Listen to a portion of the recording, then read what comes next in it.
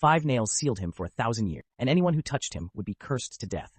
Yet I effortlessly pulled out the nails that had sealed him and gently said, "From now on, I won't let you suffer anymore." The girl stood there dumbfounded, murmuring, "Grandma, I've finally waited for her." I was originally a mental patient who, by coincidence, was recruited by the Soul Suppression Department as a tool to lure vengeful spirits. On my first day on the job, I encountered a strange girl. She wore tattered clothes and held a teddy bear in her hands.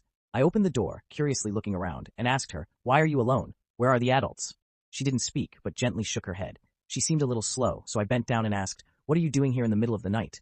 The girl held up her teddy bear and softly said, "Big brother, come play with me." When I saw the teddy bear, already decayed and dripping with black blood, I instinctively slapped it away. The girl seemed startled, but then she suddenly displayed an incredible strength.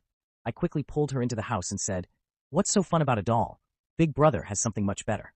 The members of the Soul Suppression Department were shocked by my behavior. Their instruments detected that the girl was a vengeful spirit that had harbored resentment for at least 1,000 years. If I angered her further, everyone in the house would probably die with me.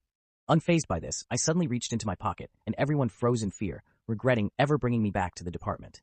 But the next moment, I pulled out a music box and said to the girl, "This thing spins and glows. Wanna see?"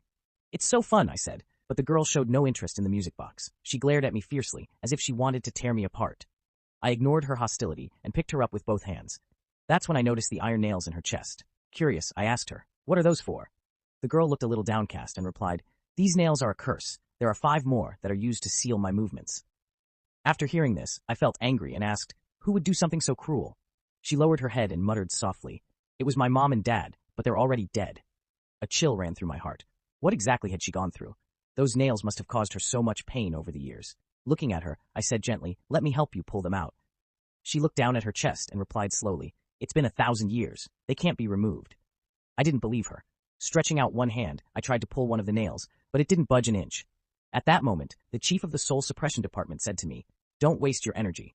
Those are the 5-element soul-sealing nails, rooted deep into her soul. Ordinary people can't remove them." Before he could finish speaking, I pushed the girl down and grabbed the nails with both hands. With a strong pull, one of the nails was instantly removed.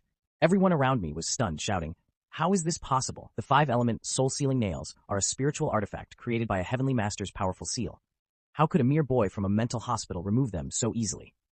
Suddenly, a surge of ghostly energy erupted. The girl transformed into a horrifying figure, as if she had emerged straight from the depths of hell. The ghostly energy blasted me back, sending me flying.